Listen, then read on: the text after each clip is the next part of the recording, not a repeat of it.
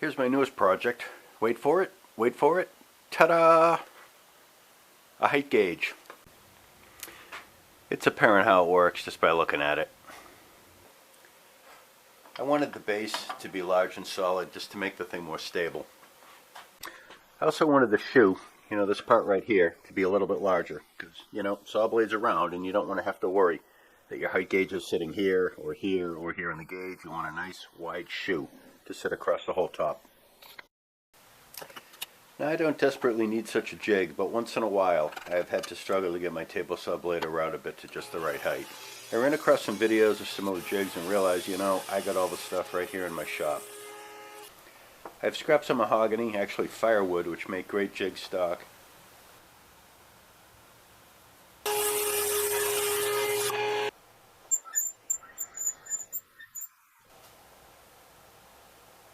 Setting the blade height, I wish I had a fancy gauge.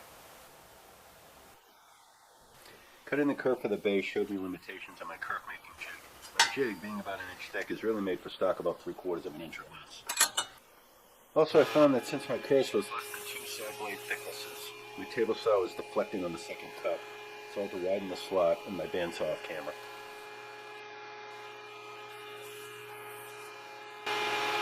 It was going to be epoxied and it was hardly a high stress joint, so I wasn't really sweating it. So, there you go.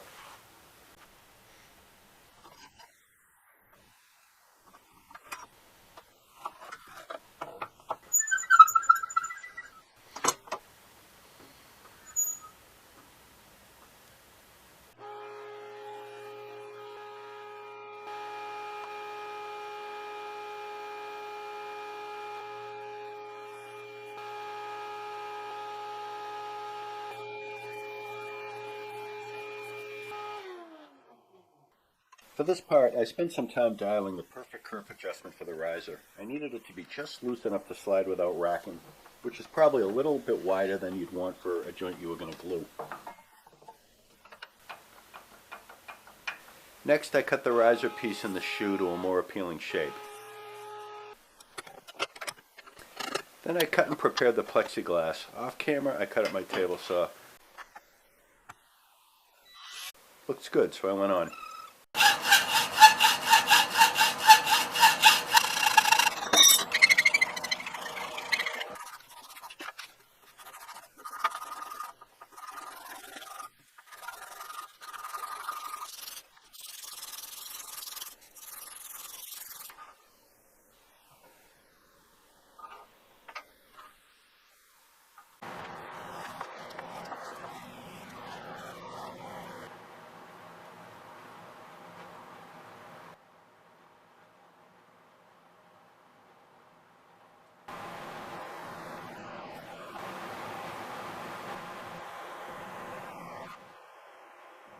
I glued the riser to the shoe piece. Clamping it took some creativity. Then I epoxied the bar to the base. I wanted it to be a bit proud, so I sanded it flush where embedded in the base. This way the shoe would actually be a little bit away from the base and have less of a chance to bind. I waxed the slot in the back of the aluminum bar. Boston wax. I have no idea where that came from. Then I put a coat of tung oil on the rest of it.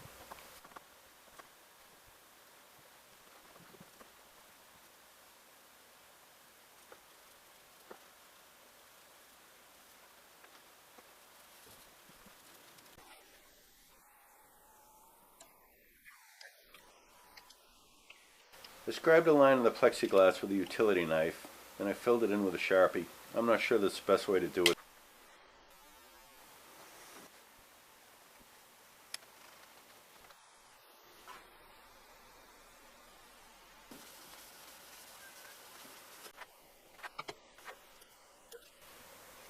I degreased and put some painter's tape on the bar, then did my best to mark 0.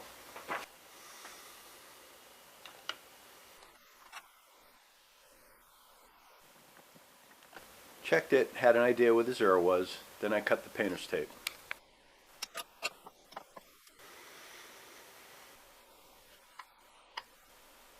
I mail-ordered this tape, found out the hard way it was not self-adhesive. Jeez. Should have read the fine print. I set it to a 1/2 inch, made a test cut.